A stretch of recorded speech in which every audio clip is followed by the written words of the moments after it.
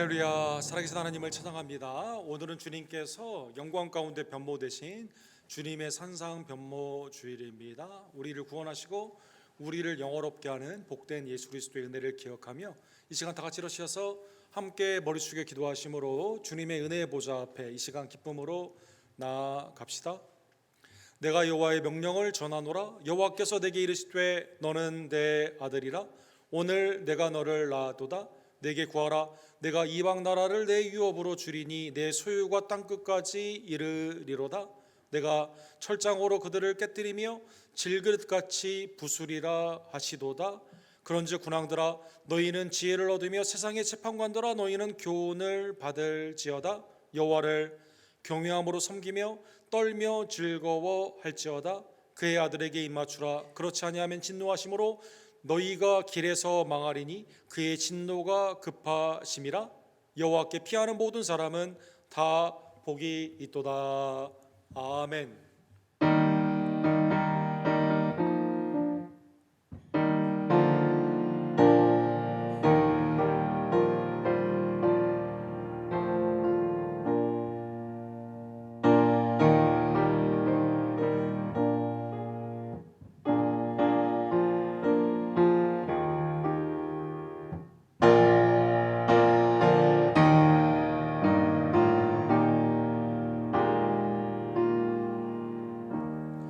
자비로우시며 은혜와 긍휼이 풍성하시며 노하기를 더디하시는 우리의 하나님 아버지, 예수 그리스도를 통해 우리의 죄를 사하여 주시고 성령을 통해 거듭나게 해 주시며 오늘도 거룩한 주님의 부활을 기억하며 감사하며 믿으며 주님 앞에 나와 공동체의 주일 예배로 우리를 불러주심에 진심으로 감사를 드립니다. 성령님, 이 시간 내 마음을 좌정하여 주시옵소서. 주님을 기쁘시게 하는 신령과 진정의 예배가 될 수 있도록 회개와 감사와 순종으로 하나님 역사하여 주시옵소서. 외주와 대지의 선교지 예배를 연락하여 주시며 어린이들의 예배와 오늘 있는 모든 교회 사역들 가운데 성령 안에서 임재하여 주시고 그리스도로 말미암아 기쁨이 나누어지며 복음이 담대히 선포되며 하나님의 뜻 가운데 빛과 소금으로 세상 가운데 나아가는 하나님의 복된 종들로 주님 이 시간 예배에 나온 지혜들을 축복하여 주시옵소서.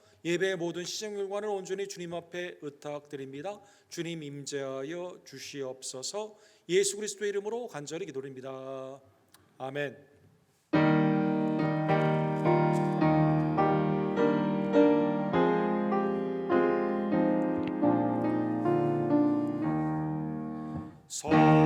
성도들아 찬양하자. 하나님께 찬양하자. 천지 만물 창조하신 놀라운 능력을 우리 함께 소리 높여 하나님께 찬양하자. 영원하신 창조주를 우리 모두 찬양하자. 성도들아 감사하자.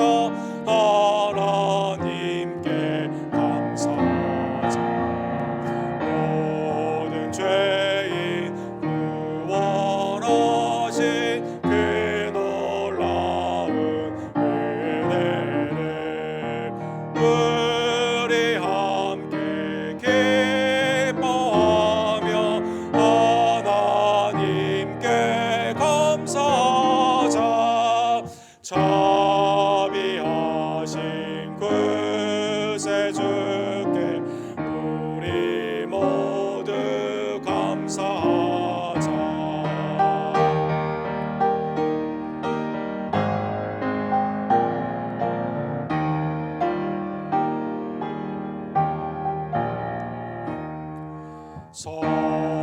성도들아 찬양하자. 하나님께 찬양하자. 하늘나라 영화로운 그 놀라운 영광을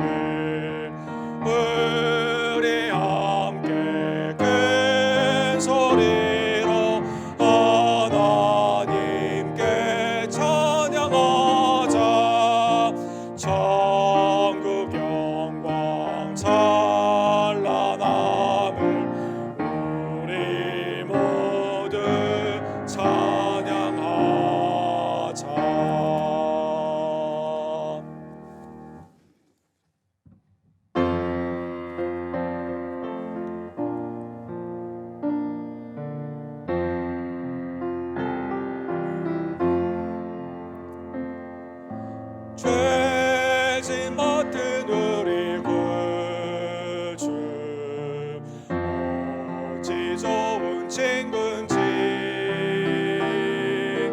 걱정 근심 무거운 짐 우리 주께 맡기세 주께 고함 없는 거로 복을 받지 못하네 사람들이 어찌하여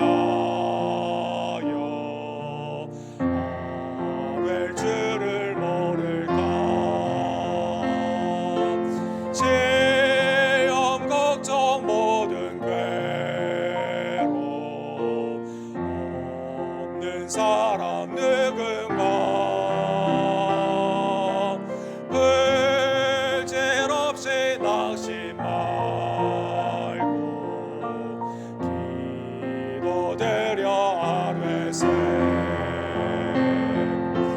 이런 진실하신 친구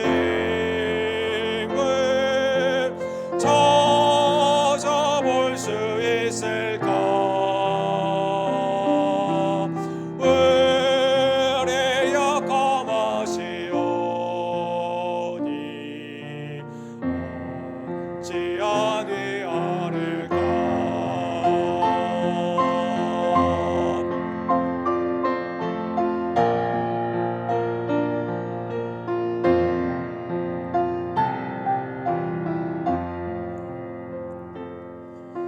근심 걱정 무거운 짐 아니 진짜 누군가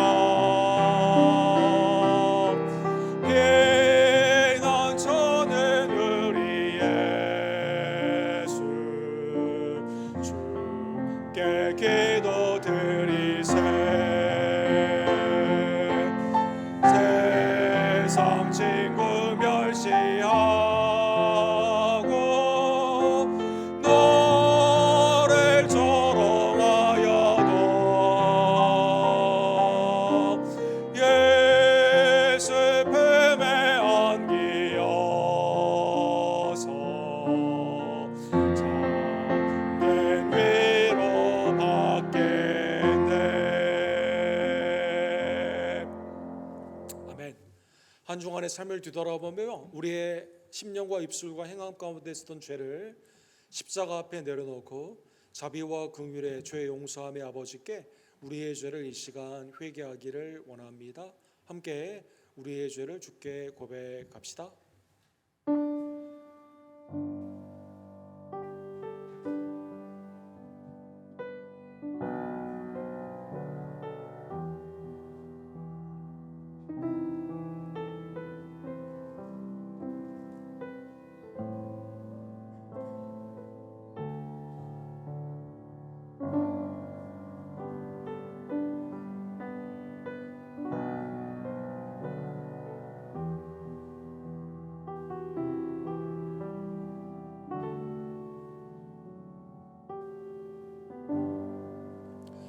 영원 불변의 언약의 하나님께서 사랑하는 성도 여러분, 새 언약의 중보자 그리스도의 십자가의 보혈로 우리의 모든 죄를 사하여 주셨습니다.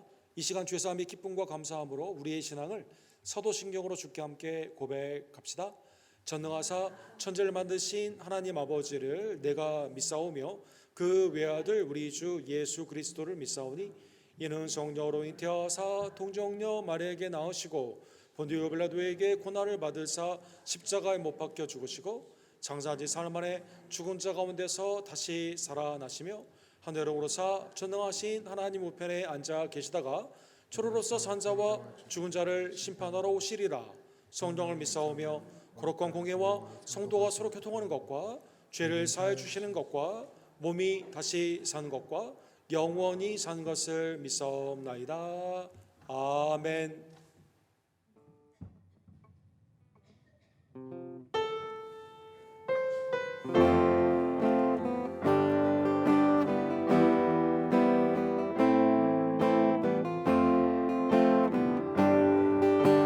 선포하라 선포하라 선하신 선포하신 주의 인자는 영원함이라 선포하라.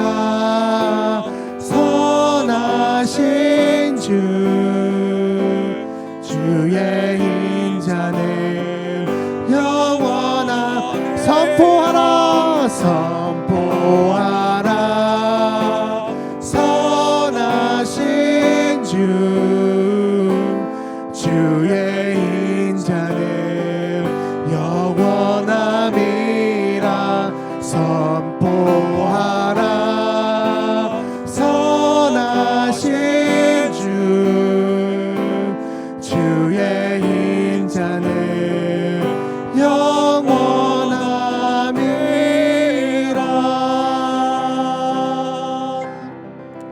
자리에 앉아주실 때 김옥기 권사님께서 우리를 위해서 기도해 주시고 조아라 집사님께서 하나님의 말씀을 대독해 주시겠습니다.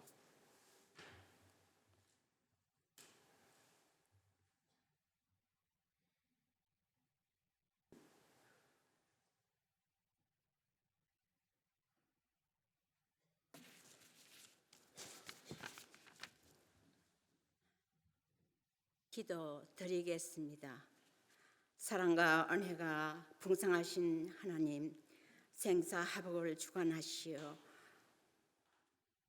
만물을 다스리시는 하나님, 2월의 세 번째 주일을 허락하심을 감사와 영광을 올려드립니다. 저희들의 구원을 위해 십자가의 고통을 당하신 주님 감사하며, 저희들은 마음을 다하고 정성을 다해 예배 드리게 원하오니 성령님 도와주시옵소서. 말씀에 잡혀서 겸허한 마음을 허락하시어 이 예배의 기쁨이 되게 하옵시며 빛과 소금과 맛을 낼 수 있도록 도와주시옵소서. 감사하신 주님, 저희들의 삶은 일일이 감찰하시며 지적하시며 주님을 알아가기에 부족함이 없게 은혜 내려 주시옵소서. 순간순간의 삶을 영의 눈을 뜨게 하시며 모든 일을 영으로 바라보게 성령님 은혜 내려 주시옵소서. 은혜로우신 주님, 저희가 부족하고 어리석어 주님 말씀을 배반하며 살아갈 때가 얼마나 많이 있는지요. 깨닫게 하시며 고백하게 하옵소서. 우리의 모든 허물과 죄악을 용서하여 주사 진리만이 자유케 하옵시며 구원하게 힘과 용기를 하시며 강하고 담대한 믿음으로 살아가게 하옵시며 항상 기쁘고 범사에 감사하며 기도하는 삶이 되게 성령님 함께 하여 주시옵소서. 감사하신 주님, 저희 공동체 여러 모양으로 사역을 다 허락하심을 감사합니다. 순모임, 성교 모임, 가지각색의 모임이 있습니다. 모임 가운데 함께하사 주님이 기뻐하시는 모임 되게 도와주시며, 그리고 세인트 앤드류와 CFC와 협력하여 선을 이루는 교회를 되게 도와주시옵소서. 선교와 복음이 전파되는 교회들로 사용하여 주시옵시며 복음의 씨앗들이 만들게 은혜 내려 주옵소서. 세계 여러 곳에서 수고하시는 선교사님들을 축복하시며 어려움 없게 하시어 주님의 나라가 왕성하게 되게 하여 주시옵소서. 특히 저희들이 기도로 돕고 있는 김성호 선교사님, 조재명 목사님, 데이빗 목사님 많은 열매 맺게 기도와 후원으로 돕는 성길을 허락하시며 페루 선교 아쿠뇨 델리오에 뿌려진 씨앗들이 무럭무럭 자라 간구하오니 역사하여 주시옵소서. 은혜로우신 하나님, 말씀을 전하실 목사님 성령으로 기름 부어 주시사 전하는 이나 듣는 이가 한 마음이 되게 도와주시옵소서. 한 주간은 새 힘을 얻어 기쁨과 감사함으로 지낼 수 있도록 역사하여 주시오며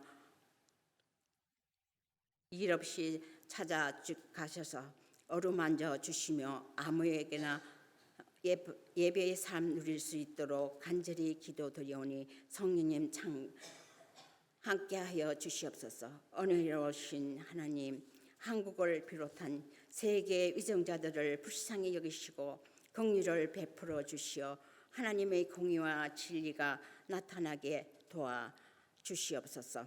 예수님이 오시어 주의 통치자는 나라를 삼아 주시며 사랑의 주님, 어린이 예배를 찾아주시어 말씀으로 양육하시며 예배를 돕기 위해 이 모양 저 모양으로 수고하시는 성기들을 축복하시어 그의 나라와 의를 먼저 구하는 성도 되게 하시며 우리를 위해 피 흘리심과 죽으심으로 다시 오실 소망 중에 바라보며 예수 그리스도 이름으로 기도드립니다. 아멘.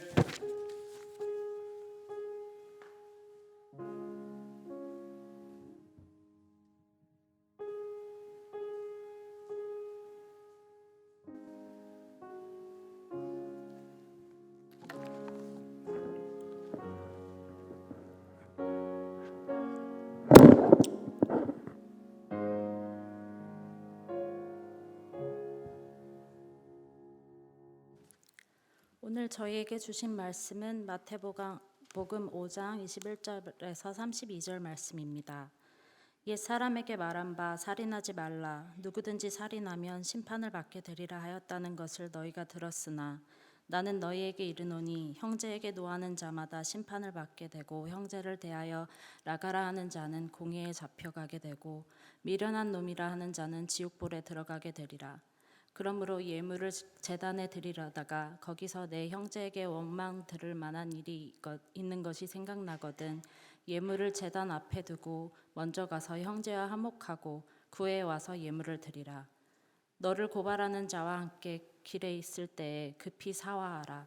그 고발하는 자가 너를 재판관에게 내어주고 재판관이 옥리에게 내어주어 옥에 가둘까 염려하라. 진실로 내게 이르노니 내가 한 푼이라도 남김없이 다 갚기 전에는 결코 거기서 나오지 못하리라. 또 간음하지 말라 하였다는 것을 너희가 들었으나 나는 너희에게 이르노니 음욕을 품고 여자를 보는 자마다 마음에 이미 간음하였으니라. 만일 내 오른눈이 너로 실족하게 하거든 떼어내어 버리라. 내 백체 중 하나가 없어지고 온몸이 지옥에 던져지지 않은 것이 유익하며 또한 만일 내 오른손이 너로 실족하게 하거든 찍어내어 버리라. 내 백체 중 하나가 없어지고 온몸이 지옥에 던져지지 않는 것이 유익하니라.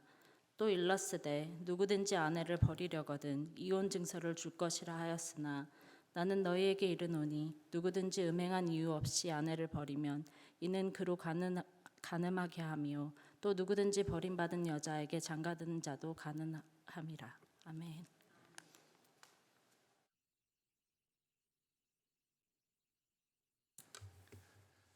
하나님의 경륜 가운데 율법의 끝에서 만나는 그리스도의 은혜를 함께 상고하기를 원합니다. 우리 기도하시고 주의 말씀을 봅시다. 하나님, 오늘도 하나님의 절대 진리에 특별히 구약의 윤리의 말씀, 그리스도 안에 있는 새 성도의 그 모습을 말씀을 통해 오늘도 가르쳐 주심에 감사를 드립니다. 내 마음을 들여다보시고 하나님, 내 마음 가운데 있는 죄가 주님 앞에 고백이 되며 회개와 십자가의 은혜 가운데 다시 한번 새로워지며 믿음 안에서 살아가는 복된 시간으로 성령님 이 시간 변화시켜 주시며 성화시켜 주시며 온전케 하여 주시옵소서. 예수 그리스도 이름으로 간절히 기도합니다. 아멘. 오늘날 그 서방 세계의 그 결혼의 그 파괴가 되는 이혼율이 굉장히 높습니다. 동양의 전통 가운데 아니면 타종교가 있는 기타 나라보다 이 기독교의 근간이 되는 많은 나라들이 이혼율이 훨씬 높은 거죠. 참고로 미국 같은 경우는 이혼율이 약 40% 정도 되게 됩니다. 믿는 사람이나 믿지 않는 사람이나 그 정도 수준으로 굉장히 높은 것을 알 수가 있습니다. 이혼이 이렇게 팽배하게 된 이유 중에 여러 가지 원인들이 많이 있지만, 물론 근본적으로 우리의 죄성이 있지만 이거에 하나의 시조가 되는 사람이 있습니다. 영국의 국왕이었던 헨리 8세라는 사람이 있습니다. 이 사람이 종교개혁 기간 동안에 마틴 루터의 종교개혁을 반대를 했죠. 그래서 클레멘트라고 하는 교황의 지지를 받게 되면서 Defender of the Faith, 믿음을 수호하는 마지막 왕이다라는 칭찬을 받았습니다. 그런데 이 사람이 결혼을 첫 번째 하게 되었을 때 형의 아내였던 캐톨린이라는 여인과 결혼을 하게 되었습니다. 그리고 여기에서 메리라고 하는 딸을 낳게 되죠. 그런데 이 사람은 이 결혼이 원천 무효다라고 주장을 하면서 교황청에 이혼을 요구를 하게 되었습니다. 그런데 교황청에서 클레멘트 당시 교황이 절대 하나님이 언약 가운데 맺어주신 성호는 이혼할 수가 없다라고 하면서 특별히 왕으로 본을 보여야 되기 때문에 이혼을 허락해 주지 않습니다. 그래서 이 사람이 어떻게 했는지 아십니까? 야, 그러면 더 이상 캐톨릭이 아니라 우리 개신교로 바꿔, 이렇게 하게 됩니다. 처음에는 종교개혁을 반대를 했다가 영국의 앵글리칸이라고 하죠. 성공회 에피스코팔 교회를 시작을 하게 됩니다. 그리고 두 번째 아내를 맡게 됩니다. 사진에 보시면, 그림에 보시면 맨 왼쪽 위로부터 이렇게 아내를 맡게 되는데, 두 번째 아내가 가운데 위에 있는 분인데, 이분이 그 천일의 앤이라고 하는 유명한 소설의 주인공이 되는 앤이라는 분입니다. 이분과 결혼을 했다가 또 이혼을 하게 됩니다. 제인 시모어라는 여인과 결혼을 하게 되죠. 또 이혼을 하게 됩니다. 네 번째 클레페 앤이라는 분과 결혼을 하게 됩니다. 이혼을 합니다. 캐톨린 하워드와 결혼을 하게 됩니다. 이혼을 하게 됩니다. 그리고 마지막 캐서린 파와 결혼을 하고 그 가운데 결혼이 유지되는 것 같으면서도 실제 결혼의 삶을 살지 않게 되는 것이죠. 더 나아가 이 사람은 매우 폭력적인 사람이었습니다. 이 5명의 결혼과 이혼, 그 다음에 마지막 6번까지 자기의 마음에 들지 아니하면 내쫓을 뿐만 아니라 마음에 의심이 가는 행동을 하게 되면 바로 죽였습니다. 그 당시에 어린이들의 동요가 지금도 남아있는데, 어린이들의 동요가 이 6명의 아내에 관련되어 있는 동요가 의문으로 딱 맞습니다. Divorced, beheaded, died, divorced, beheaded, survived. 이 어린이들의 노래이죠. 첫 번째 아내는 이혼당했고, 두 번째 아내는 참수당했고, 세 번째 아내는 사망했고, 네 번째 아내는 이혼당했고, 다섯 번째 아내는 참수, 목베임을 당하고, 여섯 번째 아내는 생존했다라고 하는 동요가 있을 만큼 그렇게 이혼과 결혼을 반복을 하게 된 것이죠. 결국 아들을 낳지 못하고 첫 번째 아내와 낳은 딸인 메리라는 딸이 낳게 되죠. 이 메리가 아버지에 대한 분노 가운데 살게 되면서 왕위를 이어받게 되면서 숙청을 하게 됩니다. 그리고 다시 캐톨릭으로 돌리게 되죠. 그래서 여기에서 나오는 유명한, 우리 칵테일 좋아하시는 분들은 들어보셨겠지만 블러디 메리라는 말이 여기에서 나오게 됩니다. 헨리 8세는 교황청에 결혼은 성혼이라는 말에 반대말을 하게 됩니다. 결혼은 선택이고 나의 선택은 언제든지 뒤집어질 수 있다. 이혼도 선택이며 하나님의 언약의 질서와는 관계가 없다라고 말을 하게 된 것이죠. 그리고 하나님을 이용하여 새로운 개신교를 만들게 되고, 그 가운데 하나님의 이름을 이용하여 아내를 죽이고 그 가운데 아내를 내어쫓는 그러한 일로 서슴지 않게 나아가게 되었다는 것입니다. 이게 하나의 시조가 되어서 그 다음에 왕들, 그 다음에 서방세계에 있는 기독교의 근간을 두는 문화가 유독 다른 거에는 민감한데 결혼과 이혼에 대해서, 특별히 이혼과 삼혼, 사혼에 대해서는 굉장히 관대한 모습으로 이 왕의 본이 있기 때문에 사람들도 다, 백성들도 그렇게 하는 것이죠. 옛날 사람들은 찾겠다라고 우리가 생각하게 되지만 옛날에 벌써 이러한 일이 있었고, 또 우리 한국의 전통적인 유교 문화 가운데 가정이 소중하다고 가르치지만 저희 부모님 세대나 그 윗세대의 대부분 보게 되면 첩의 문제, 새어머니와 새아버지의 문제, 그 가운데 이혼의 고통들이 오늘날에도 팽배한 것을 볼 수가 있습니다. 왜 이런 일이 계속 역사적으로 반복이 될까요? 오늘 본문은 예수님이 거기에 대한 말씀을 하여 주시게 됩니다. 첫 번째 주제는 살인에 대한 말씀입니다. 그리고 이 살인은 놀랍게도 행위의 문제가 아니라 내 마음 가운데 있는 분노의 문제이다. 주님은 우리의 마음을 들여다 보시는 것입니다.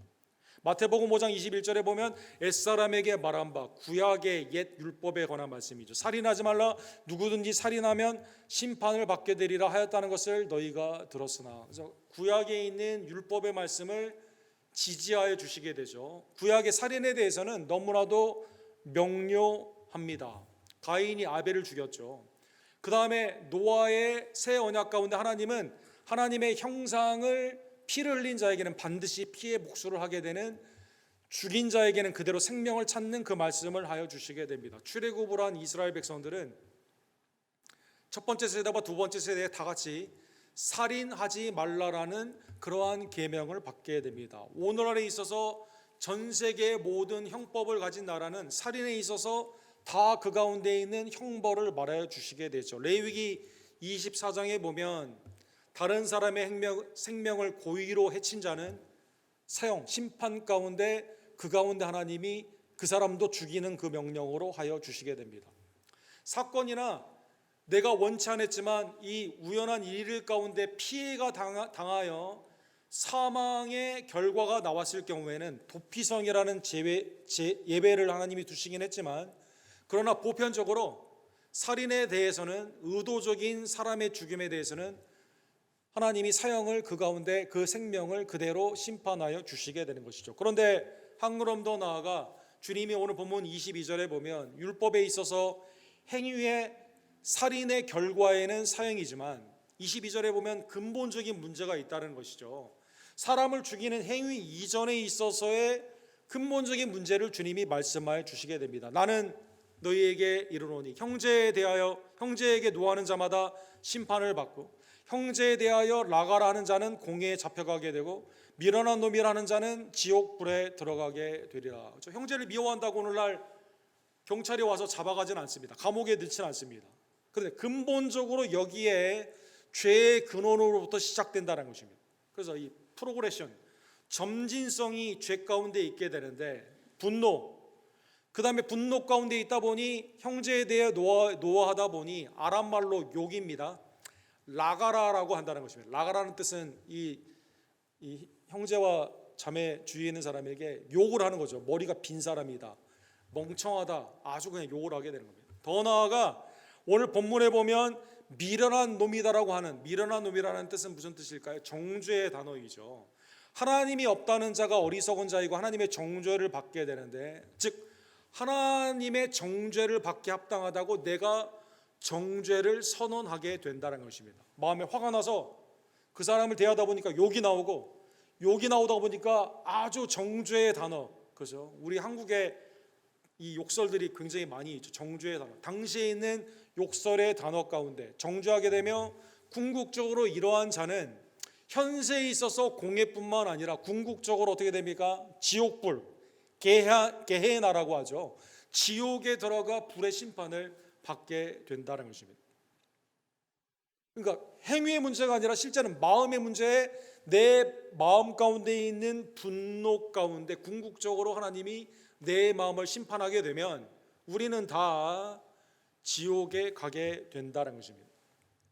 하나의 예를 들면 예배를 생각해 볼 수가 있습니다. 23절과 24절에 보면, 그러면 내가 형제를 미워하며 내 삶 가운데 있어서의 여러 가지 복합적인 죄의 문제가 있는 상황에서 아무 일도 없다는 듯이 하나님께 나와 예배를 드리게 된다면, 구약으로 말을 하면 제사를 드리게 된다면 하나님이 그것을 연락하실까요?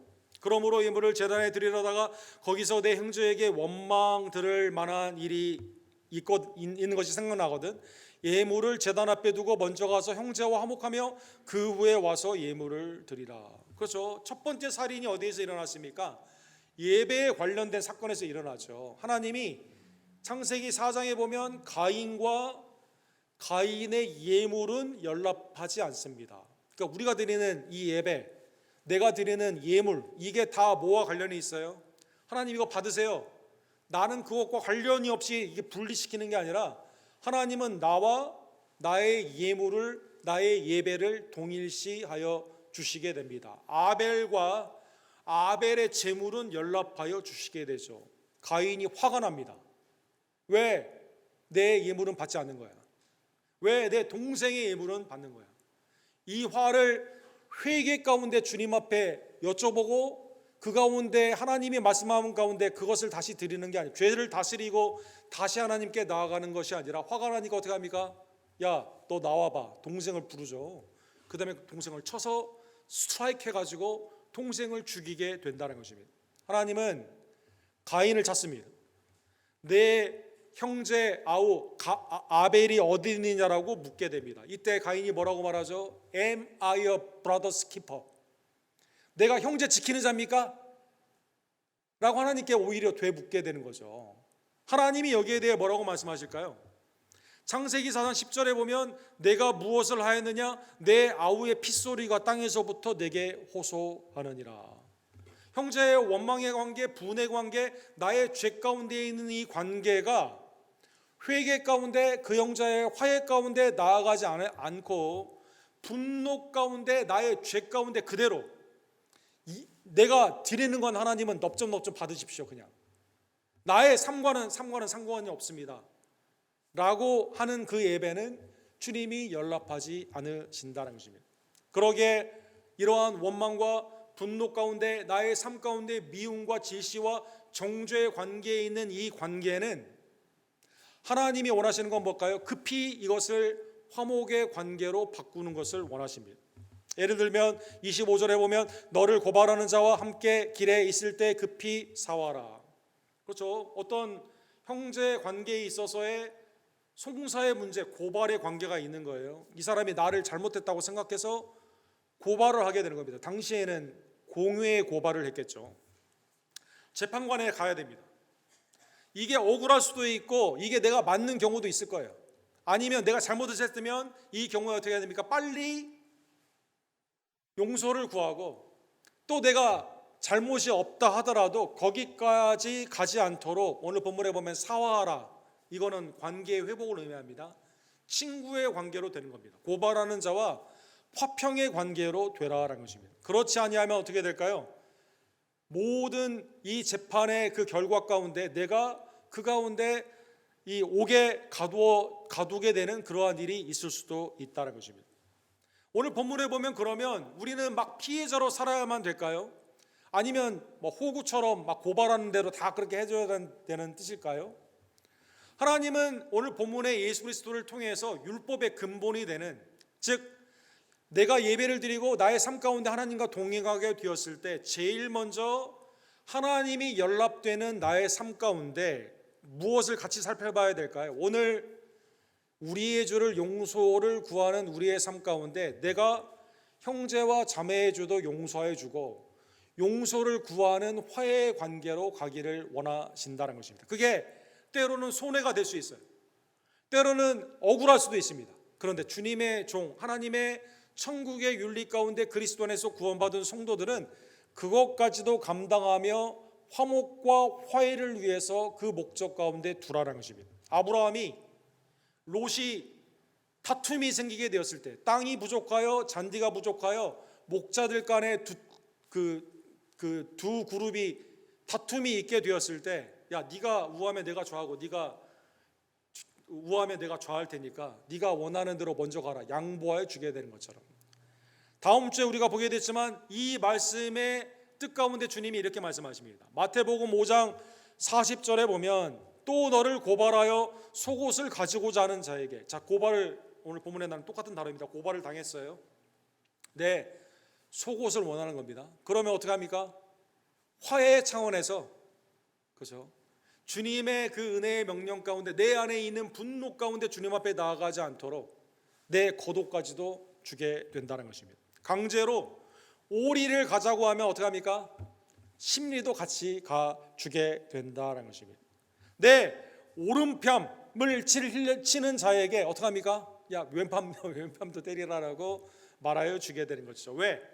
하나님의 지옥불, 분노 가운데 있는 우리의 마음의 심판은 지옥이기 때문에 하나님께 죄 용서함을 구하며 죄 용서함 가운데 형제와 급히 화평케 하는 것이 하나님의 목적이기 때문에 그렇게 하라는 것입니다. 이게 첫 번째 주님의 천국의 윤리가 됩니다. 두 번째, 음욕과 간음에 대하여 살인이 행위라면 분노 가운데 원인이 되게 된 것처럼 27절과 28절에 보면 남성의 입장에서 주님이 율법의 남성의 입장에서 이렇게 말합니다. 또 간음하지 말라 하였다는 것을 너희가 들었으나 나는 너희에게 이르노니 음욕을 품고 여자를 보는 자마다 마음에 이미 간음하였느니라. 그렇죠. 율법의 명령은 너무나도 명료하죠. 십계명의 첫 세대와 두 번째 세대의 가나안 땅에 들어가는 세대 가운데 간음하지 말라라고 십계명에 말씀해 주시게 됩니다. 하나님의 독점적인 언약의 관계 가운데 하나님의 영원한 남편, 영원한 하나님의 신부가 되는 남편과 아내의 독점적인 관계를 설명하기 위해서 하나님이 이 땅에 결혼의 제도를 주시고, 영적인 간음은 뭡니까? 하나님이 아니라 우상을 섬기는 거죠. 그래서 굉장히 포괄적인 그리고 명료한 명령 가운데 주님이 말씀하여 주신 것입니다. 그런데 간음의 행위가 있기 이전에 뭐에 문제가 있어요? 우리의 눈에 문제가 있는 거죠. 그렇죠? 뭐에 문제가 있습니까? 내 마음의 디자이어, 내 마음의 음욕이 문제가 있는 거죠. 그래서 요한 1서 2장 16절에 보면 하나님이 세상 가운데 같이 심판하는 것 중에 세 가지의 세상에 우리를 미혹하는 것, 육신의 정욕, 안목의 정욕, 이생의 자랑.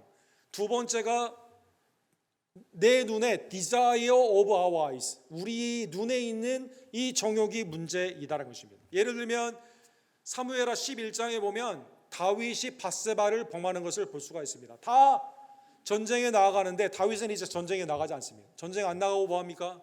옥상에 올라가서 뭐 이리저리 살펴보고 있습니다. 근데 누구를 봅니까? 밧세바를 보게 됩니다. 목욕을 하는 밧세바를 보게 되고 어떡하죠? 야, 누군지 알아봐. 데려오게 합니다. 그리고 같이 잠을 자게 됩니다. 아이를 배웠다고 합니다. 그래서 어떡합니까? 우리아를, 요압을 통해서 우리아를 죽게 합니다. 자, 어디서부터 시작했어요? 보는 음욕 가운데 행위가 간음으로 나타나고 결과적으로 살인이 그 가운데 나타나게 되었다는 것입니다. 그래서 간음의 행위를 보기 이전에 내 마음의 음욕의 문제를 주님이 말씀하여 주시게 되게 되는 것이죠. 그래서 차라리 결국 하나님의 궁극적인 심판 가운데 있는 그 가운데 내 육체의 일부가 죄를 범하게 되면 그냥 잘라버리는 게 낫습니다. 빼버리는 게 낫습니다. 29절과 30절에 보면 히브리 문화 가운데 있는 오른손은 나의 권위, 나의 힘, 능력, 그 다음에 나 자신을 나타내죠. 하나님의 권능의 오른손이라는 말이 많이 나와 있죠. 그것처럼 내 오른눈이 죄를 범했습니다. 여러분, 왼눈과 오른눈이 같이 다르게 움직일 수 있을까요? 정상적인 사람은 같이 이렇게 움직이죠. 그런데 오른눈이라고 말한 것은 내 삶 가운데 있는 내 지향하는 보는 그것이 안목의 정욕 가운데 나아가게 되었을 때 오른눈 그거 그냥 빼버리라는 것입니다. 내 백체 중에 하나가 없어지고 온몸이 지옥에 던져지지 않는 것이 유익하며 하나님의 궁극적인 심판 가운데 지옥에 가지 않는 게 낫기 때문에 장애인으로 그냥 눈을 빼버리라는 것입니다. 내 손이 실족을 합니다. 오른손은 무슨 뜻입니까? 나의 행위를 주체하는 거죠. 내 힘과 능력과 방향을 의지하는 겁니다. 이거 잘라버리라는 것입니다. 내 백체 중 하나가 없어지고 온몸이 지옥에 던져지지 않는 것이 유익하니라. 주님의 이 명령은 물론 문자적으로 굉장히 강조된 그 명령인데 이렇게 만약에 이걸 그대로 우리가 실천하게 되면 어떻게 될까요? 여러분과 저는 다 오른눈 뺍니다. 왼눈이 또 그렇게 합니다. 오른손, 왼손 다 그렇게 되는 거죠, 여러분. 그래서 이 뜻은 회개가 얼마나 중요한가. 하나님의 은혜 안에서 내가 죄 가운데 나아가지 않고 죄에서 돌이키는 하나님이 내게 주시는, 특별히 나는 간음하지 않았는데 이게 아니라 내 마음 가운데 있었던 죄의 근원이 되는 음욕, 탐욕, 내 삶 가운데 있는 정욕 가운데 돌이키기를 원하는 주님의 회개의 명령이다라는 것입니다. 고린도전서 15장 31절에 보면 바울 사도가 갑자기 부활을 쭉 말씀하시다가 자랑을 합니다. 뭘 자랑할까요? 고린도전서 15장 31절에 보면 단언코 자랑하는데 나는 날마다 죽노라. 나는 날마다 죽노라. 아니, 날마다 죽으면 어떻게 됩니까? 날마다 다시 살고 무슨 환생의 피닉스도 아니고. 이게 무슨 뜻일까요? 날마다 주님의 나를 위한 십자가의 은혜 가운데, 부활의 은혜 가운데 하나님의 영생의 자녀로 날마다 내 죄를 죽이는 거죠. 죄 가운데 회개하는 거죠. 하나님의 은혜 안에서 심각한 죄의 결과를 알고 죄 가운데 회개한다라는 것입니다.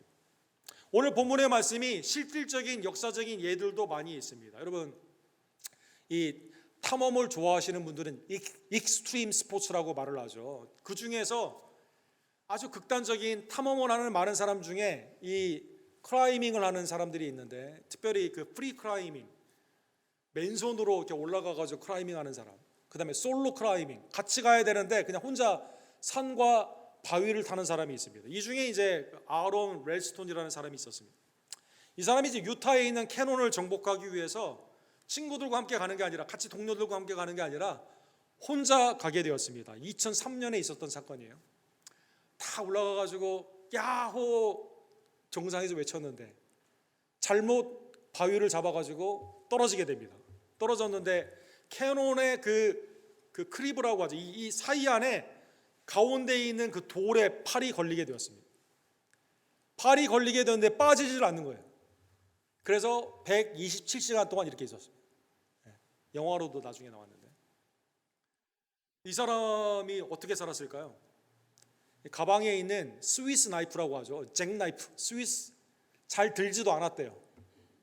오른손이 딱 있는데 이거를 잭 나이프로 여기를 잘라가지고 4시간 동안 무딘 칼로 잘라가지고 살아서 나왔습니다. 사랑하는 여러분, 이 사람 지혜로운 사람이죠.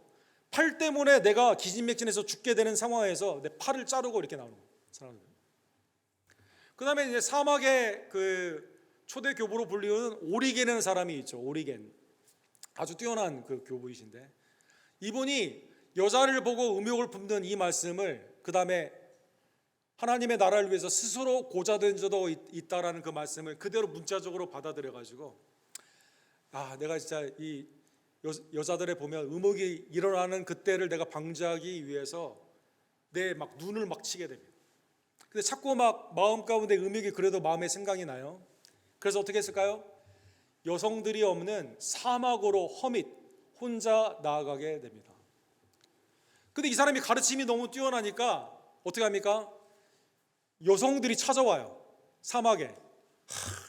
음욕이 죽은 줄 알았는데 또 보니까 음욕이 일어나게 됩니다. 그래서 이번에 안 되겠다 그래서 13m 정도 되는 아주 높은 나무를 쭉 쌓아가지고 시각적으로 여성들을 볼 수 없을 정도로 그 정도에 올라가서 혼자 고행을 하게 됩니다. 그래서 음식을 이렇게 수레로 해서 올리게 돼가지고 거기서 먹고 사막에서 혼자 사는 겁니다. 그런데도 자꾸 음욕이 생각이 나는 겁니다. 그래서 어떻게 했을까요? 자기의 성기를 잘라버립니다.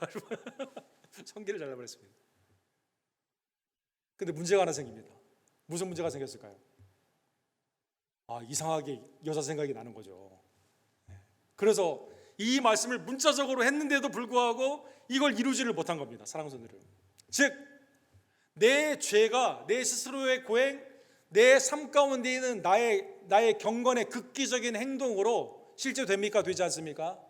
되지 않는다는 것입니다. 왜? 내 마음 가운데 있는 문제이기 때문이라는 것입니다. 세 번째, 자, 분노와 살인, 음욕과 간음. 세 번째, 결혼과 이혼. 31절에 보면 누구든지 아내를 버리려거든 이혼 증서를 줄 것이라 하였으나, 이 구약에 있는 그러한 말씀이죠. 하나님께서는 부모를 떠나 남자가 여자와 연합하여 한 몸을 이루는 타락 전의 성혼을 말씀하여 주셨습니다. 하나님의 남편 되심과 이스라엘의 아내 됨, 하나님의 독점적인 관계를 설명하기 위해 이 땅에 가정의 그 제도를 주셨다는 것입니다. 그런데 악한 인간이 타락됨으로 말미암아 아담과 하와 사이에 갈등이 생기게 되죠. 결혼이 아까 말씀 것처럼 헨리 파셀처럼 내 마음의 성격 차이 여러 이유를 통해서 갈라지게 되게 됩니다. 이스라엘 공동체는 그렇게 하지 않았어야 되는데 당시 우상을 섬기며 영적인 간음을 하게 됩니다. 그리고 우상을 섬기는 다른 나라와 같이 이혼을 반복하게 됩니다. 그래서 하나님이 신명기 24장에 보면 하나님이 원한 것은 아니지만 인간의 완악한 죄 가운데 퍼미서블, 허용된 것으로 이혼 증서를 주게 됩니다. 신명기 24장 1절에 보면 사람이 아내를 맞이하여 데려온 후에 그에게 수치되는 일이 있음을 발견하고 그를 기뻐하지 아니하면 이혼 증서를 써서 그의 손에 주고 그를 자기 집에서 내보낼 것이며 그 여자는 그 집에서 나가서 다른 사람의 아내가 되리라. 자, 이 이혼 증서의 명령의 뜻은 뭘까요? 일단 이혼을 방지하는 것이죠. 수치되는 일, 그러니까 음란 가운데 있는 이유가 아니고서는 이혼이 성립되지 않도록 하나님이 방지해 주시게 됩니다. 그런데 이게 어뷰즈가 됐을 때는 누가 피해를 입습니까? 남성 본유의 쇼비스틱 사회에 있었던 당시의 사회 가운데 여성, 아내가 피해를 입기 때문에 이 증서를 받은 여성은 어떻게 할 수 있어요? 신명기 24장 2절에 있는 것처럼 다른 사람의 아내가 될 수 있습니다. 자유롭게. 율법의 올가밈이 아니라 자유롭게 될 수가 있는 겁니다. 즉 누구를 보호하는 겁니까? 아내를 보호하는 것이다라는 것입니다. 주님은 이 말씀을 인용을 하시면서 이 말씀을 어떻게 해석하여 주실까요? 예수님 당시에는 이혼이 많이 있었을까요? 놀랍게도 이혼이 팽배했습니다. 여러분 1951년도에 그 사해에 있는 목동이 이 돌팔매질을 하다가 항아리를 깨게 되죠. 그래서 그 항아리에서 나온 거 보니까 구약에 있는 사본들, 하나님의 파피루스의 말씀을 발견을 하게 됩니다. 1951년도에 무라바이트라는 곳에서 또 하나의 사본들이 발견을 되게 됩니다. 그래서 신학자들이 막 흥분을 되게 많이 했어요. 야, 하나님의 말씀이 또 발견이 됐다. 그런데 해독을 해보니까 이게 하나님의 말씀이 아니에요. 뭘까요? 이혼 증서였습니다. 이혼 증서. 여러분, 이 해독을 하니까 이렇게 되어 있습니다. 게시라고 하는 이혼 증서인데, 나 요셉은 당신 미리암에게 당신은 이제 어느 유대인의 남자와 결혼할 수 있도록 자유가 있음을 이 이혼 증서를 통해 선언한다. 이렇게 되어 있습니다. 예수님 당시에는 이혼이 이렇게 많은 거죠. 마태복음 19장에 보면 바리새인도 워낙 이혼을 많이 했기 때문에 어떤 경우에 아내를 버려야 되는 게 맞습니까? 또 질문을 하게 됩니다. 힐렐이라는 스쿨에서는 수치되는 일을 어떻게 해석을 했을까요? 수치되는 일을 간음이나 음란의 규정으로 하나님이 주셨는데 이거를 넓게 해석을 합니다. 예를 들어 우리 집에 내 친구들이 놀러 와요. 아내 보고 밥을 하라고 시켰습니다. 근데 밥이 설익었거나 좀 탔습니다. 아내로 말미암아 내가 친구를 대접하는 내 명예가 훼손이 됐습니다. 이거 이혼 사유입니다. 이혼 사유. 여러분, 말도 안 되죠. 내가 아내한테 잠자리를 요구했어요. 아내가 오늘은 안 된다고 말합니다. 나의 명예를 시추시켰습니다. 이혼 사유가 됩니다. 힐렐, 샴마이라는 스쿨이 있었습니다. 여기는 좀 보수적이에요. 간음한 증거가 없으면 이혼을 안 해줍니다. 자, 그러면 바리새인의 두 파, 힐렐과 그 다음에 샴마이가 있어요. 이쪽은 되게 리버럴합니다. 이쪽은 되게 보수적입니다. 여기는 이혼을 쉽게 해줘요. 여기는 이혼을 쉽게 안 해줍니다. 그럼 사람들이 어디에 갈까요?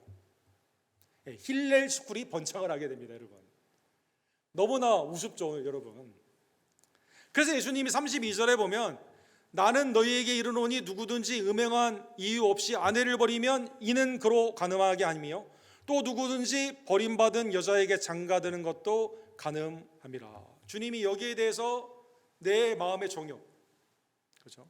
하나님의 은안에서 하나님이 맺어주신 결혼의 이 성호는 하나님의 은혜에서 성결케 유지케 되는 게 책임이 누구에게 있습니까? 남편에게 있는 거죠. 성경에서는 하나님의 은안에서 하나님과 이 땅의 이스라엘, 신약에서는 예수님과 교회의 관계를 나타내는 것이기 때문에 신실한 언약의 관계임을 회복시켜 주기 위해 주님이 오늘 본문에 보면 이혼을 쉽게 하면 되지 않는다. 하나님이 맺어주신 한 몸이 되게 한 것, 인간이 나누지 못하게 한다. 예수님이 마태복음 19장에도 말씀하신 것처럼 이 가운데 율법에 있는 그것을 오히려 강화하며 말씀하여 주셨다는 것입니다. 오늘 본문의 말씀을 들으신 여러분, 나는 살인하지 않았으니까 죄인이 아닙니다. 이렇게 말할 수 있을까요? 나는 간음하지 않았으니까 나는 성결합니다. 이렇게 말할 수 있을까요? 나는 이혼하지 않았으니까 우리 결혼은 든든합니다. 이렇게 말할 수 있을까요? 아니죠. 본문을 통해 드러나는 건 뭘까요? 나는 형제를 미워하고 분노했습니다. 나는 음욕 가운데 하나님이 원치 않는 그러한 것을 대상화시켜서 만족을 구할 때가 많이 있었습니다. 하나님이 내게 주신 성혼을 귀히 여기지 않고 침소를 정결하게 지키지 못했습니다. 그러므로 이 율법을 통해 하나님은 여러분과 저에게 무엇을 알려줍니까? 율법 앞에 우리는 다 하나님의 지옥의 심판의 불, 주님이 오늘 2번이나 언급하여 준 것처럼 화목보다는 갈등과 싸움 가운데 있었던 우리들, 순전한 성결보다는 더럽고 추한 마음의 음욕 가운데 있었던 우리들, 하나님의 언약이 아니라 외인처럼 이방인처럼 행했던 우리의 모든 삶을 율법이 어떻게 합니까? 다 까발려주고 그 가운데 우리가 죄인임을 깨닫게 하여 주신다는 것입니다. 그래서 바울 사도도 나는 선과 의를 원하지만 죄 가운데 무너지는 자신을 통해 로마서 7장에 이렇게 말씀하십니다. 그런즉 우리가 무슨 말을 하리요? 율법이 죄냐? 그럴 수 없느니라. 율법으로 말미암지 않고는 내가 죄를 알지 못하였나니 곧 율법이 탐하지 말라 하지 아니하였더라면 내가 탐심을 알지 못하였으리라. 하나님의 율법을 통해서 우리에게 뭘 깨닫게 해줍니까? 죄인임을 깨닫게 해줍니다. 죄 가운데 있는 나는, 죄성이 있는 나는 스스로 정결케 할 수 없고 스스로 구원받을 수 없음을 깨닫게 하여 주신다는 것입니다. 죄인은 결과가 있습니다. 하나님의 심판이 기다리고 있습니다. 한 번 죽는 것은 정한 이치이니 그 후에 심판이 있으리라. 디모데전서 5장 24절에 보면 먼저 죄를 지은 사람들 그 가운데 먼저 심판을 받게 됩니다. 그런데 우리도 피할 수가 없습니다. 죄의 값은 사망인데 이 사망은 먼저 가는 사람이 있고 뒤에 가는 사람이 있는데 영원히 가지 않는 사람은 없다는 것입니다. 어떤 사람들의 죄는 밝히 드러나 먼저 심판에 나아가고 어떤 사람들의 죄는 그의 뒤를 따르리라. 사랑하는 성도 여러분, 율법은 여러분과 저로 하여금 죄 가운데 무너지게 하며 내가 얼마나 큰 죄인임을 깨닫게 하여 주신다는 것입니다. 그러면 우리는 어떻게 해야만 될까요? 이 율법을 내 스스로 지키기 위해 또 이 가운데 율법을 통해 나의 의의를 드러내기 위해서 더 많은 노력을 해야만 될까요? 중세의 교회는 사랑하는 성도 여러분, 이 율법을 강화를 시켰습니다. 여러분, 그 종교계에 있었던 그 시대에 이탈리아의 가장 큰 은행의 가문, 이탈리아의 땅의 50% 이상은, 유럽의 땅의 50% 이상은 어디 가지고 있었죠? 메디치라는 가문이 가지고 있습니다. 허버트 보건이라는 분이 쓰신 메디치 popes, 메디치 가문의 교황, 3명의 교황이 나오게 되는데 여기에 대한 이 해설을 보게 되면 이 메디치 가문이 그동안 이 교황들을 통해서 이것저것 자꾸 뜯기거든요. 아니 이 교황이 뭐 강제로 뭘 내라고 하고 안 그러면 막 정죄를 하고 막 그러니까 이 메디치 가문이 그 같이 회의를 하다가 야 우리 중에 주교 한 명 나와야겠다, 추기경 나와야겠다, 야 왜 거기서 멈추냐, 교황도 우리 가문에서 나와야겠다라고 해서 레오 10세가 나오게 됩니다. 이 사람이 이제 메가원 매직을 통해서 밑에서부터 쭉쭉 이렇게 해가지고 교황이 되게 됩니다. 이 사람이 메디치 가문의 은행가의 가문이다 보니까 신앙은 전혀 없어요. 하나님이 내게 주신 구원의 은혜를 어떻게 생각합니까? 돈으로 계산을 합니다. 이 사람의 이름이 뭐냐면 지오바니 드 메디치, 메디치 가문의 지오바니입니다. 야, 십자가와 부활의 은혜 가운데 우리가 은혜로 구원받는 거 아니다. 너의 공로로 구원받아야 된다. 아니, 너희 삶 가운데 성결이 있어야 구원을 받지. 그래서 죄를 지은 사람 로마의 성 베드로 성당에 계단 무릎으로 올라가. 아니면 교회를 지을 때 너희 헌금 많이 해. 그것도 못해? 그것도 하기 싫어? 그러면 인덜전시, 야 면죄부 사. 이분이 유명한 말이었죠. 은혜는 거래가 된다. 은혜는 거래가 된다. 교회 소속, 앞으로 사업을 하는 사람이나 앞으로 뭘 하는 사람, 낳았을 때 생년월일 삶 가운데 있어서의 오늘날 말하면 호적이라고 할까요? 그 다음에 추천서 받을 때, 결혼할 때, 그 다음에 사업을 할 때, 학교 갈 때 다 교회 소속의 행정을 두게 됩니다. 조건이 유지될 때 이게 유지가 됩니다. 교회 3번 안 나왔어요. 예를 들어 주일에. 그러면 문제가 있는 거예요. 피너스. 사죄 앞에 가가지고 너 죄 고백 성사해. 그거로는 부족해. 고행의 시간을 가져야 돼. 헌금을 더해야만 돼. 헌신을 더해야만 돼. 조건이 유지될 때 그렇게 되는 겁니다. 사업하고 싶어? 그러려면 앞으로 성베드로 성당 이렇게 해야 돼. 그 다음에 신앙은 언약이 아니라 계약의 관계입니다. 계약의 관계. 내가 교회에 무엇을 어느 정도 컨트리뷰션 했느냐, 교황에게 내가 무엇을 했느냐에 따라 이게 유지가 됩니다. 아니면 파괴될 수 있습니다. 언제든지 파괴될 수 있습니다. 네. 사랑하는 여러분. 그래서 레오 10세 은행가로 이렇게 말을 하게 되는 거죠.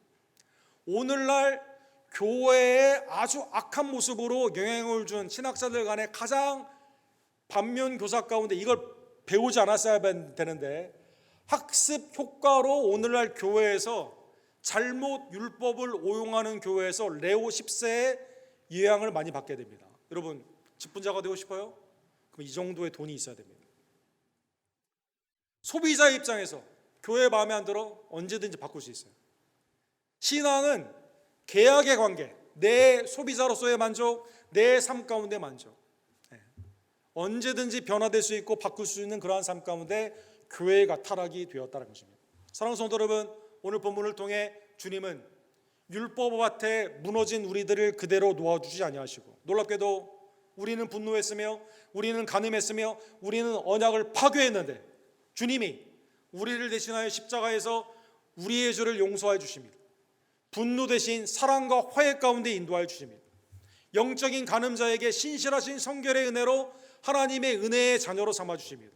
관계의 파괴가 아니라 은혜 가운데 형제와 자매가 되게 되며 하나님의 영원하신 그 사랑 가운데 있는 새 언약의 중보자로 우리를 위해 십자가에서 피와 몸을 지켜주시고 하나님의 은혜를 우리에게 허락해 주셨음에 감사하는 주의 종들 되기를 간절히 원합니다. 갈라디아서 3장 13절에 보면 그리스도께서 우리를 위하여 저주를 받은 바 되사 율법의 저주에서 우리를 속량하셨으니 기록된 바 나무에 달린 자마다 저주 아래 있는 자라 하였습니다. 내 스스로는 내 마음을 통제할 수가 없는데 이러한 분노와 간음과 관계 파괴 가운데 있는 내 마음의 죄까지도 주님이 십자가에서 감당하여 주시며 이제는 우리에게 새 마음을 주십니다. 새의 영을 허락하여 주십니다. 날마다 죄 가운데 무너지는 우리의 삶이 거기서 절망하지 아니하고 십자가로 나아가게 되는 축복을 허락하여 주신 것입니다. 그러기에 바울 사도는 적용 첫 번째로 에베소 4장에 보면 아직도 온전한 영화에 이르지 못한 우리의 삶은 분노할 때가 많이 있죠. 내 죄성 가운데 아직도 화를 낼 때가 많이 있습니다.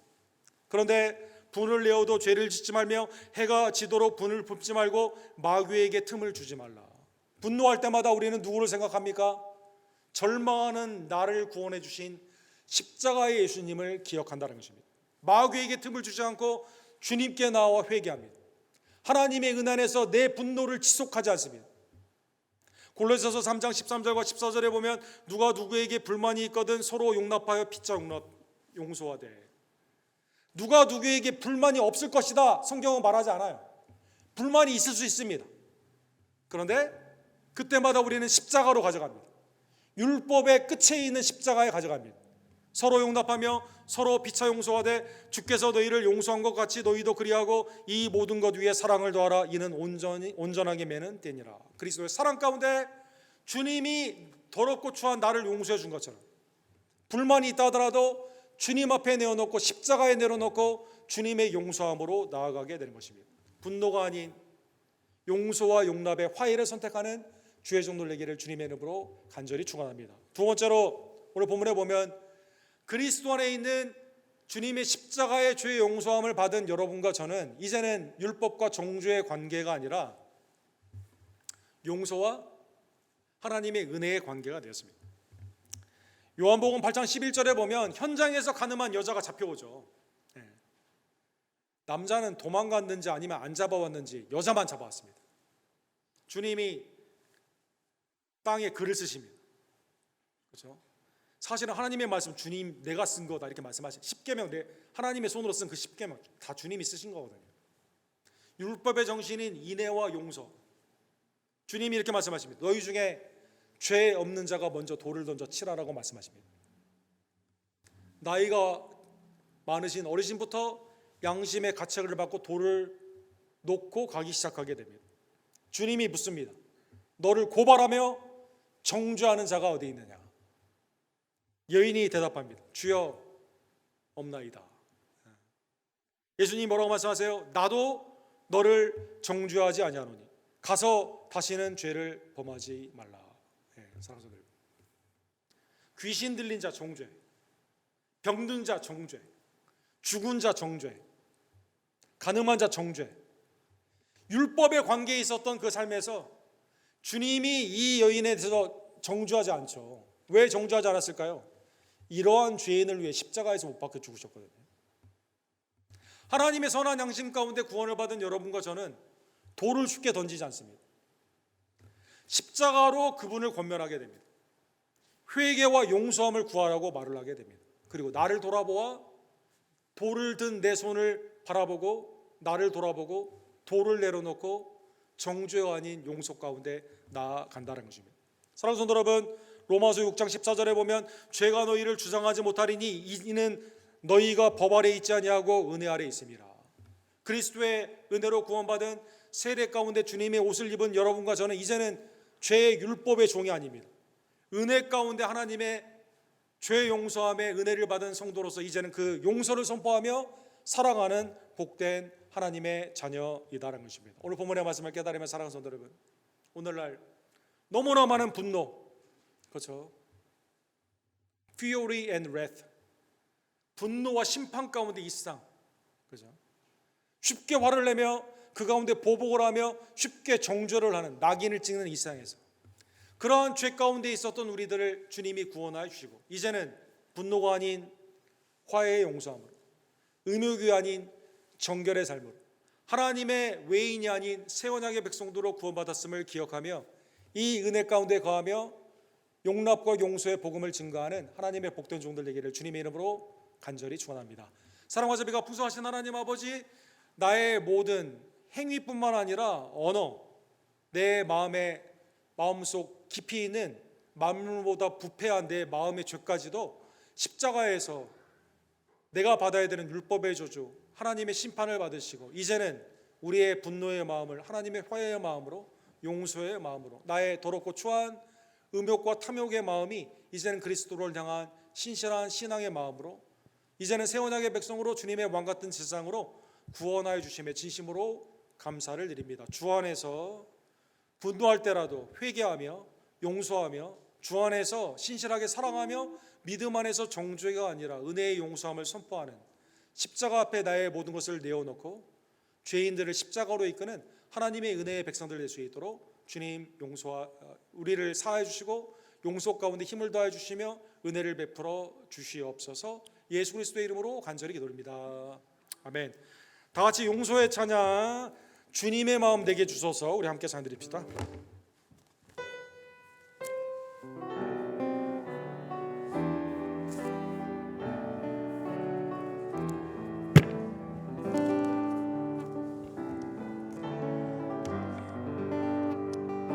보소서 주님, 나의 마음을 선언한 것 하나 없습니다. 그러나 내 모든 것 주께 드립니다. 사랑으로 안으시고 날 새롭게 하소서. 보소서 주님, 보소서 주님, 나의 마음을 선한 것 하나 없습니다. 그러나 내 모든 것 주께 드립니다. 사랑으로 안으시고 날 새롭게 하소서. 주님 마음 내게 주소서. 내 아버지 주님 마음 내게 주소서. 나를 향하신 주님의 뜻이 이루어지도록 주님 마음 내게 주소서. 내게 사랑을 가르치소서. 내게 사랑을 가르치소서. 주님의 마음으로 용서하게 하소서. 주의 성령 내게 채우사 주의 길 가게 하소서. 주님 마음 주소서. 주의 성령 내게 채우사 주의 길 가게 하소서. 주님 마음 주소서. 주님 마음 내게 주소서. 내 아버지 주님 마음 내게 주소서. 나를 향하신 주님의 뜻이 이루어지도록 주님 마음 내게 주소서. 다시 한번 마지막으로 주님 마음 내게 주소서. 주님 마음 내게 주소서. 내 아버지 주님 마음 내게 주소서.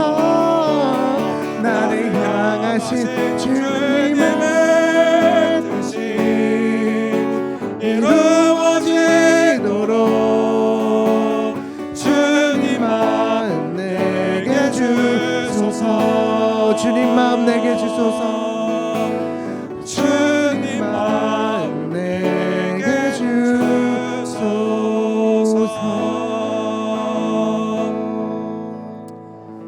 주님, 나에게 주님의 마음 허락하여 주시옵소서. 용서의 마음, 화해의 마음, 하나님의 은혜 가운데 십자가에 내려놓는 복된 마음을 허락하여 주시옵소서.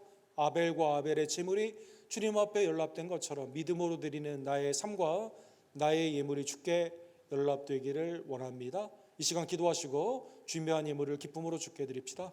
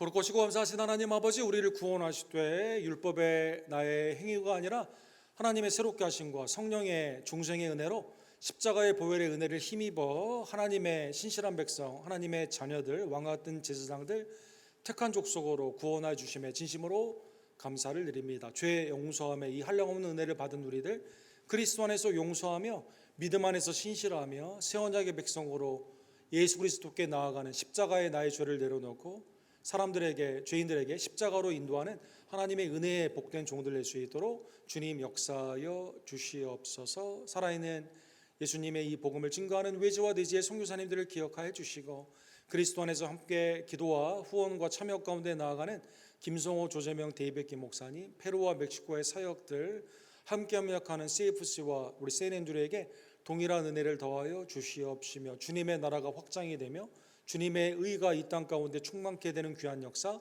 주님 허락하여 주시옵소서. 나를 택하여 주실 뿐만 아니라 하나님의 나라 가운데 일꾼으로 삼기 위해 하나님의 은사와 지혜와 능력을 성령 안에서 우리에게 주심에 감사를 드립니다. 맡은 바 구할 것은 충성임을 깨닫게 해 주시고 하나님의 신실한 종들로 주님의 나라와 의를 먼저 구하며 주님의 피값으로 사신 우리 교회를 사랑하며 세상 가운데는 빛과 소금으로 온전히 나아가는 주의 종들 될 수 있도록 예배와 양육과 봉사와 사랑 가운데 본이 되는 주의 종들 될 수 있도록 주님 역사하여 주시옵소서. 마지막 때 하나님의 뜻 가운데 기도와 말씀으로 성령 안에서 모이게 힘쓰기를 원하며 이름도 없이 빛도 없이 수고하는 복된 종들에게는 이 땅에 필요한 것들로 공급하여 주시고 성령 안에서 승리할 수 있는 복된 은총으로 지혜와 능력으로 주님 임하여 주시옵소서.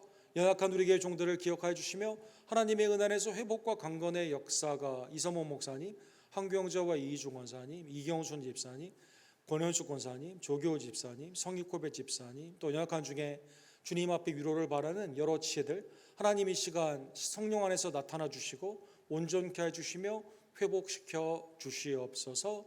나의 삶의 주인이 되시는 주님의 은혜를 기억하며 청지기로서 이 시간 주님 앞에 기쁨으로 드리는 나의 삶과 예물을 연락하여 주시옵시고 이 예물이 쓰이는 곳곳에 나의 삶이 사용되는 곳곳에 그리스도의 생명의 향기와 하나님의 복의 통로로 나타날 수 있도록 하나님 이 시간 우리의 지혜들을 축복하여 주시옵소서. 예찬 가운데 그리스도의 사랑이 서로 권면이 되며 믿음 안에서 주께 한마음 한뜻이 되는 복된 교제의 시간으로 주님 함께하여 주시옵소서. 예수 그리스도의 이름으로 간절히 기도합니다. 아멘. 새벽 기도의 말씀이 예레미야의 말씀으로 진행이 됩니다. 각 가정과 교회에서 기쁨으로 참여해 주시기를 원합니다. 이번 주 수요일부터 애쉬 웬스데이 우리 제 수요일부터 이 주일을 뺀 이 성금요일에서 바깥으로 40일을 기념하는 주님의 고난이 나에 대한 것임을 깨닫고 경건과 감사와 회개로 나아가는 사순절이 시작이 되게 됩니다. 하나님의 십자가의 은혜를 기억하며 주님과 동행하는 복된 시간 되기를 원합니다. 루터란 세례 입교 교육이 3월 1일부터 4주 동안 있게 됩니다. 유아 세례자나 아니면 타 교단에서 세례를 받은 분들은 함께 참여해 주시기를 부탁을 드립니다. 주일 오전 10시에 우리 2번 방 우리 친교실에서 있게 됩니다. 오늘 예찬 가운데 주님의 사랑이 충만하기를 원하며 선교부 다음 주 시무 예배를 드리게 됩니다. 각 선교팀 전도팀은 참여해 주시기를 부탁을 드립니다. 페루 선교를 원하시는 분들 우리 이성인 소사님이나 김덕자 오사님에게 알려주십시오. 오늘부터 토요일날 예배를 드렸던 우리 히스패닉 미니스트리 CFC가 4시에 그 교육관에서 예배를 드리게 됩니다. 우리 교회 사역의 시간과는 겹치는 시간이 없고 장소에 겹침이 없는데 각 선교회나 수는 지속적으로 똑같이 예배를 드릴 수가 있습니다. 그래서 CFC 우리 산토스 목사님 사역을 위해서도 기도해 주시기를 부탁을 드립니다. 연약한 지혜들을 위해서 기도 부탁드립니다. 우리 다 같이 일어서셔서 이 산지를 내게 주셔서 우리 마지막 찬양 부르시고 축도하시고 예찬 가운데 나아갑시다.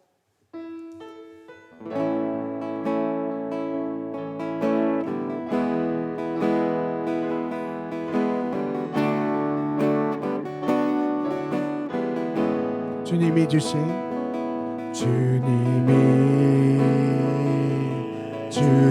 땅으로 한 걸음씩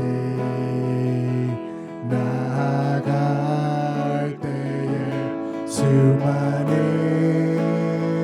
적들과 견고한 백성이 나를 두렵게 하지마. 주님을 신뢰함으로 주님을 의지함으로 주님이 주시는 담대함으로 큰 소리 외치며 나아가네. 이 산지를 내게 주소서. 그날을 주께서 말씀하신 이제 내가 주님의 이름으로 그 땅을 취하리니. 이 산지를 내게 주소서. 그날을 주께서 말씀하신 이제 내가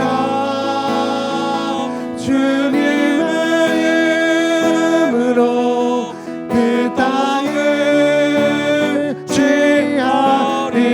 마지막으로 이 산지를 내게 주소서. 그날을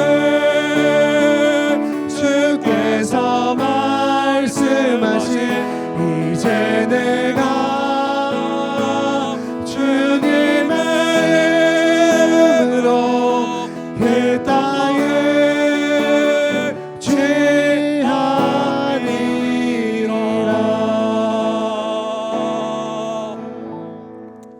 지금은 우리의 마음의 죄, 입술의 죄, 행함의 모든 죄를 십자가에서 하나님의 심판을 대신 받으심으로 우리를 구원하여 주신 우리의 구원주 예수 그리스도의 은혜와 아들을 통해 우리의 모든 죄를 사하여 주신 아버지 하나님의 극진하신 사랑하심과 성령 하나님의 이제는 성결케 하시며 온전케 하시며 언약 가운데 살게 하시는 놀라운 역사하심이 매일의 삶 가운데 우리의 모든 죄를 십자가 앞에 내려놓고 죄인들을 향해 십자가로 이끌기를 원하는 은혜의 백성들, 용서 화해의 백성들, 우리 언덕교회 성도님들 머리머리 위에 지금부터 영원토록 함께 있을지어다. 아멘.